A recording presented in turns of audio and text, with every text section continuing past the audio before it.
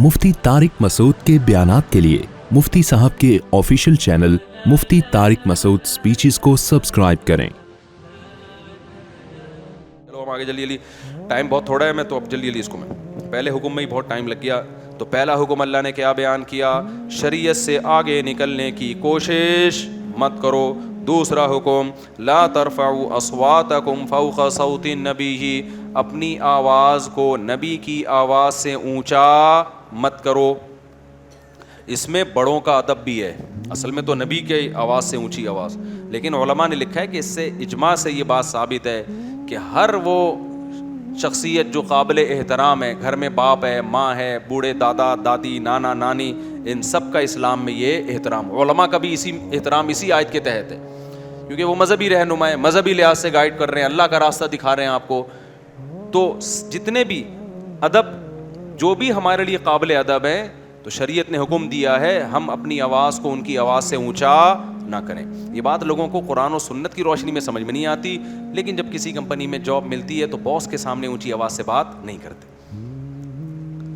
जब वैसे बताओ ना बुजुर्गों के सामने ऊंची आवाज़ से बात ना करो, कह रहे हैं शख्सियत परस्ती है। जब पुलिस वाले को कहा जाए एसएचओ के सामने ऊंची आवाज़ से बात ना करना, कह रहा अच्छा हुआ पहले बता दिया वरना ऐसी की तैसी हो जाती मेरी। तो तमीज़ आपने दफ्तरों में भी करनी है, उस तमीज़ पे पैसे मिलते हैं, सवाब नहीं मिलता। घरों में मस्जिदों में तमीज़ से रहोगे तो पैसे नहीं मिलेंगे, लेकिन सवाब दबा के मिलेगा। आगे चलते हैं हम।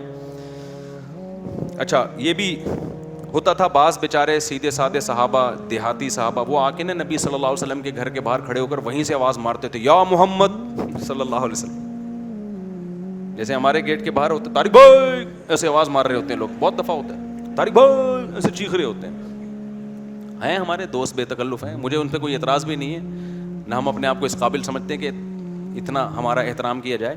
लेकिन महल्ले वालों को बड़ी टेंशन होती है, ये कौन साहब है भाई जिनको पुकारा जा।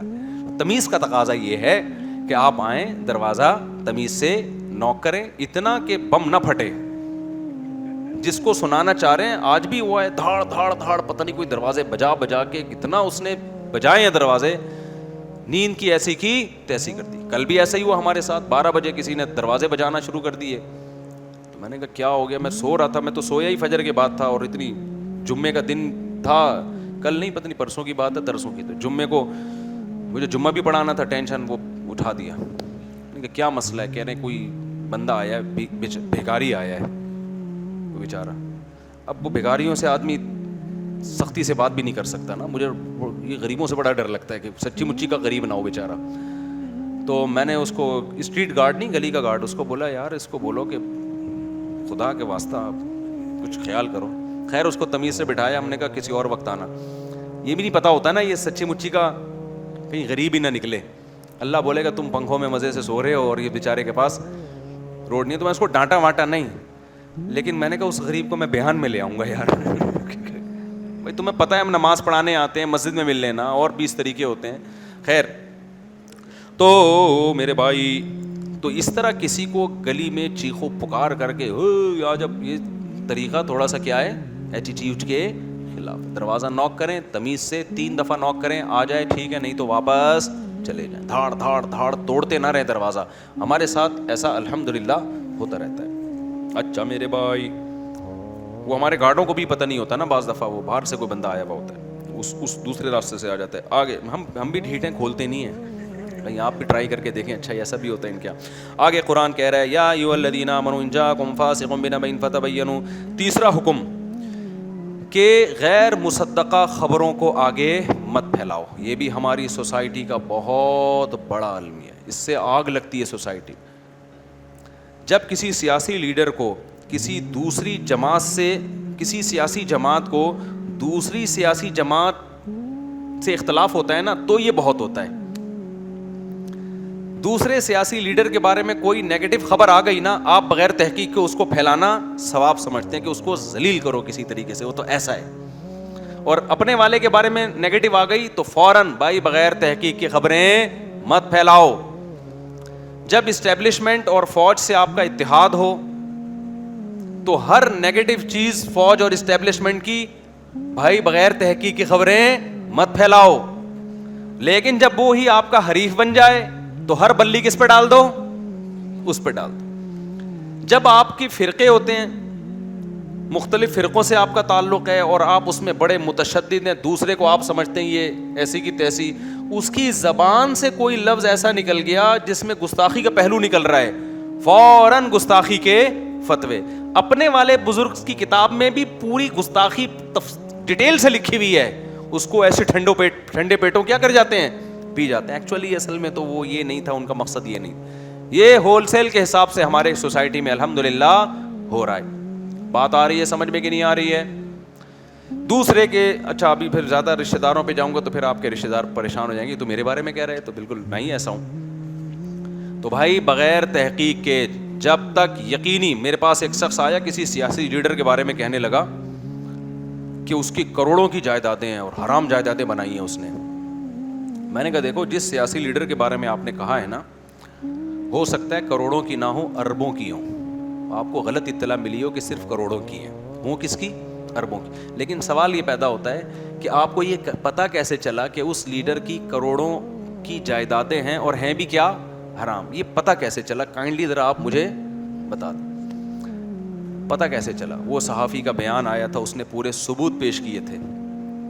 میں نے کہا جو صحافی ہوتے ہیں نا ٹیلی ویژن میں, ان کو ایک ہدف دیا جاتا ہے, ابھی فی الحال اس کو اٹھانا ہے, اس کو کیا کرنا ہے, گرانا ہے. تو انہوں نے جو رپورٹیں پیش کی ہیں, ان رپورٹوں کی آپ نے تحقیق کی ہے کہ یہ صحیح ہیں بھی کہ نہیں ہے؟ بس جو ادھر سے سنا, جو ادھر سے سنا, ٹرم پٹرم اٹھا کے مارکیٹ میں پھیلا دیا.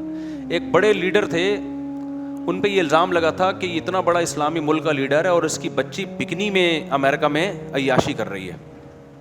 ہم نے بھی کہا یار بہت غلط ہو گیا. تو جب ہمارا میری ان سے ملاقات ہوئی, میں نے کہا آپ کی بچی, آپ ایک اسلامی ملک, ایک میں نام نہیں بتاؤں گا, اسلامی ملک ایک ذمہ دار ہو اور آپ کی بچی بکنی میں کیا کر رہی ہے؟ سر یہ غلط ہو گیا نا. اس نے کہا میری کوئی بیٹی نہیں ہے بھائی, میری تو میں بے اولاد ہوں. ہم نے کہا یار یہ سوسائٹی میں ہو کیا رہا ہے؟ خدا کی قسم اتنا جھوٹ بولا جا رہا ہے نا, سب ہی کر رہے ہیں یہ کام, میں کسی کو مستثنا نہیں کر رہا. یہی سیاسی لیڈر ہمیں جہنم میں بھی لے جانے کا ذریعہ بنیں گے اور جہنم میں بھی لے جانے کا ذریعہ بنیں گے. جنت منہ سے نکل نہیں رہا میرے. تو اعتدال سے نفرت بھی اعتدال سے, محبت بھی اعتدال سے. اور ایک کام کرو, کوئی تبصرہ نہ کرو, بس جب تک یقینی دلیل آپ کے پاس نہ ہو آپ لا ادری کہنا سیکھو. لا ادری کا مطلب مجھے معلوم نہیں. ابے یہ فلاں نے یہ کر دیا, بھائی ہو سکتا ہے کیا ہو, اللہ کی قسم میں نے نہیں کیا یہ, مجھے معلوم نہیں. یہ ضروری نہیں ہے کہ مجھے اور آپ کو سب کچھ پتا ہو. بھائی نہیں پتا یار مجھے, بہت سی باتیں لوگ مجھ سے آگے پوچھتے ہیں, میں کہتا ہوں مجھے معلوم نہیں ہے. کہتے ہیں یار آپ کو اپنے سیاسی لیڈروں کے ساتھ بھی آپ بیٹھتے ہو, گورنر سے بھی ملاقات ہوئی. میں نے کہا ہوئی تو لیکن اس پہ تحقیق کا موقع نہیں ملا مجھے, اور میں نے کرنا بھی کیا تحقیق کر کے. اس لیے میرے بھائی اپنی زبان کو کیا کرو, کنٹرول. آپ اگر یہ کہہ دو گے نا مجھے معلوم نہیں ہے, قیامت میں بچت ہو جائے گی. یہ کہہ دیا کہ مجھے معلوم ہے, پھر اللہ پوچھے گا کہ تجھے معلومات صحیح تھی یا غلط, یہ تجھے پتا کیسے چلا. میں آپ کو, اگر مجھے خطرہ نہ ہوتا نا, بہت سارے ایک نئی جنگ نہ شروع ہو جائے, میں آپ کو 10-15 خبریں بتاتا کہ جو قوم میں مشہور ہیں کہ ایسے ہیں, حقیقت میں وہ کیا ہیں, ویسے نہیں ہیں. اور میرے پاس اس کے ویسے نہ ہونے کے اتنے مضبوط دلائل ہیں, مشاہدے سے بڑھ کر کوئی دلیل ہوتی ہے؟ وہ میں آپ کو بتانا شروع کروں, یہ مشہور ایسے, حقیقت میں ایسے نہیں ہے, کیوں نہیں ایسے, اس کی یہ دلیل ہے. لیکن ایک جنگ چھڑ جائے گی. اس لیے اس بارے میں خاموشی کیا ہے بھائی, ہمیں نہیں پتا. ہاں جو بات یقینی پتا ہے اس کو پھر پھیلاؤ تاکہ لوگ غلط فہمی سے نکلیں. تو قرآن یہی حکم دے رہا ہے کہ ایسے نہ ایک دم جذبات میں آ جائے کرم. آگے اللہ میاں نے حکم دیا, وَإِن طَائِفَتَانِ مِنَ الْمُؤْمِنِينَ اقْتَتَلُوا, دو مسلمانوں کا آپس میں جھگڑا ہو جائے تو تم نے کیا کرنا ہے؟ ہم لوگ جو کرتے ہیں وہ کیا کرتے ہیں, دو کا جھگڑا ہو گیا تو ہم کوشش کرتے ہیں کہ یہ جھگڑا اور زیادہ اچھی طریقے سے ہو جائے. کوشش ہماری یہی ہے, چسکے لیتے ہیں, لڑاؤ یار انسان, اور دبا کے اور ایسے کلپ بنا کے ڈالو. تو قرآن کہہ رہا ہے فَأَصْلِحُوا بَيْنَهُمَا, دونوں میں اصلاح کی کوشش کرو. پھر کیا ہو رہا ہے, اصلاح کی کوشش ناکام ہو گئی تو پھر کیا ہے, فَإِن بَغَتْ إِحْدَاهُمَا عَلَى الْأُخْرَى, پھر اگر حکومت سے اختلاف ہو رہا ہے کسی کا, تو پھر جو حکومت کے خلاف جس نے خروج کیا ہے, فقاتل التی تبغی، تو جو خروج کرنے والی جماعت جو حکومت سے لڑ رہی ہے اس کے خلاف تو حکومت کا ساتھ دو اور حکومت کے ساتھ مل کے اس کی تحریک کو کچلنے کی کوشش کرو. اسلام میں گورنمنٹ کے بڑے رائٹس ہیں, سمجھ رہے ہو, تاکہ مسلمانوں کا اتحاد خراب نہ ہو. میں سمجھا پا رہا ہوں اپنی بات؟ آج حق کے نام پہ جہاں چاہو دھماکہ کر لو, ہم گورنمنٹ کو نہیں مانتے, ہم فلاں کو نہیں مانتے. او بھائی, آپ کو ماننے نہ ماننے سے نہیں ہوتا. جب کوئی حکومت اسٹیبل گورنمنٹ کہیں بن گئی ہے تو آپ کے باپ کو بھی ماننا پڑے گا, پھر آپ بغاوت نہیں کر سکتے اس کے خلاف. قرآن کہہ رہے فَإِن بَغَتْ إِحْدَاهُمَا عَلَى الْأُخْرَى, ان دونوں میں سے ایک نے دوسرے کے خلاف بغاوت کی ہے, فَقَاتِلُوا الَّتِي تَبْغِي, تو جو بغاوت کرنے والی جماعت ہے اس سے قتال کرو. سمجھتے ہو کہ نہیں سمجھتے؟ جیسے حضرت معاویہ اور حضرت علی رضی اللہ تعالیٰ عنہ کی لڑائی ہوئی تو ہم اس میں حضرت معاویہ کو غلطی پر سمجھتے ہیں. میں نے کل اس پر تفصیل سے بیان کیا تھا پرسوں کہ وہ غلطی اجتہادی تھی. حضرت معاویہ اپنے آپ کو باقی نہیں سمجھ رہے تھے. وہ کہہ رہے تھے یہ گورنمنٹ, میں خلیفہ مانا ہی نہیں ہے تو میں جب گورنمنٹ ہی کو تسلیم نہیں کیا تو پھر اس کی اطاعت کرنا بھی مجھ پہ واجب نہیں ہے. لیکن اہل سنت والجماعت اور جمہور علماء اس کا جواب کیا دیتے ہیں کہ بھائی جب مدینہ میں خلافت تھی, حضرت عمر رضی اللہ تعالیٰ نے نامزد کیا, وہ 6 آدمیوں کی افراد کی کمیٹی, اس میں حضرت علی کا نام بھی تھا. لیکن یہ ایسی چیز ہے جس پہ ڈیبیٹ ہو سکتی ہے, اس لیے حضرت معاویہ کو اس میں مجرم نہیں کہا جائے گا, ہاں خطا کار ضرور کہا جائے گا کہ قرآن و سنت کی روشنی میں مضبوط دلیل کس کے پاس تھی؟ حضرت علی کے پاس تھی. اس لیے ہم حضرت معاویہ کو اس میں خطا پہ سمجھتے ہیں. اور جو لوگ بھی حضرت علی کے ساتھ فوج میں شریک ہوئے حضرت معاویہ سے لڑنے کے لیے, انہوں نے اسی آیت کا سہارا لیا کہ دونوں مسلمان جماعتیں, دونوں میں صلح کی کوشش ہوگی, نہیں ہو سکتی تو ہم کس کا ساتھ دیں گے؟ حضرت علی کا. اور آپ دیکھو صحابہ نے جو حضرت علی کی فوج میں تھے, انہوں نے جنگ جمل میں جب مخالفین کے سامنے تقریر کی ہے, کیسی بیلنس تقریر تھی. صحیح بخاری کی حدیث ہے, انہوں نے تقریر کے دوران کہا کہ ہم جانتے ہیں کہ تمہارے درمیان نبی کی زوجہ موجود ہیں. جنگ جمل میں حضرت معاویہ کے ساتھ حضرت عائشہ بھی تھیں, ان کا بھی مطالبہ تھا حضرت عثمان کا, جب تک قصاص نہیں لیا جاتا اس وقت تک حضرت علی کی بیعت کو نہیں مانا جائے گا. تو ہمیں معلوم ہے کہ تمہارے درمیان نبی کی زوجہ ہیں, اور ہمیں یہ بھی یقین ہے کہ جیسے وہ دنیا میں پیغمبر کی بیوی تھیں, آخرت میں بھی پیغمبر کی زوجہ ہیں. کوئی مخالفین کے لیے اتنا بڑا ظرف رکھتا ہے؟ پھر سوال پیدا ہوتا ہے, جب مخالفین میں پیغمبر کی زوجہ ہیں اور ان کو جنتی بھی کہہ رہے ہو تو تلواریں لے کے کیوں آئے ہو؟ کہا ہمیں خدا آزما رہا ہے کہ ہم ایسے موقع پر اللہ کے حکم پر عمل کرتے ہیں یا نبی کی زوجہ کا خیال کرتے ہیں. قرآن کہہ رہا ہے کہ طائفتان من المؤمنین, جب مومنین کی 2 جماعتیں لڑ پڑے, سلو کراؤ. سلو کی کوشش ناکام ہو گئی تو ہم نے ساتھ کس کا دینا ہے؟ حکومت کا ساتھ دینا ہے. میں سمجھا پا رہا ہوں؟ یہ اعتدال تھا صحابہ میں جو آج کل مارکیٹ میں شارٹ ہے. وہ الزام جو حضرت علی کی فوج میں لوگوں نے حضرت معاویہ اور ان کی جماعت پہ نہیں لگائے, آج کل حضرت علی کا حمایتی بن کے ان پہ اس سے بھی زیادہ الزامات لگائے جا رہے ہیں. یعنی جو اسے کہتے ہیں نا مدعی سست اور گواہ چست.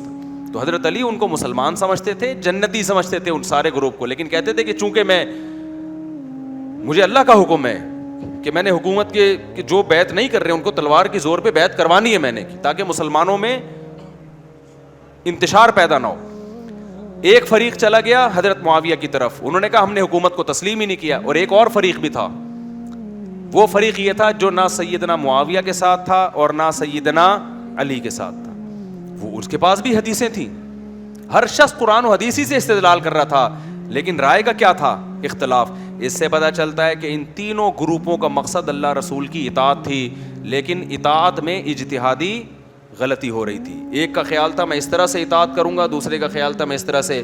حضرت علی ایک صحابی کے پاس گئے کہ میری فوج میں شامل ہو اور ہم نے سیدنا جو حضرت معاویہ تھے ان کے خلاف لڑنا ہے. تو ان صحابی نے لکڑی کی تلوار لے کر آ گئے. حکم دیا, نبی نے فرمایا کہ ایک زمانہ آنے والا ہے مسلمانوں کی تلواریں آپس میں چلیں گی, تو تم اس وقت اپنی تلوار لکڑی کی بنا لینا, کسی کا ساتھ بولو نہ دینا.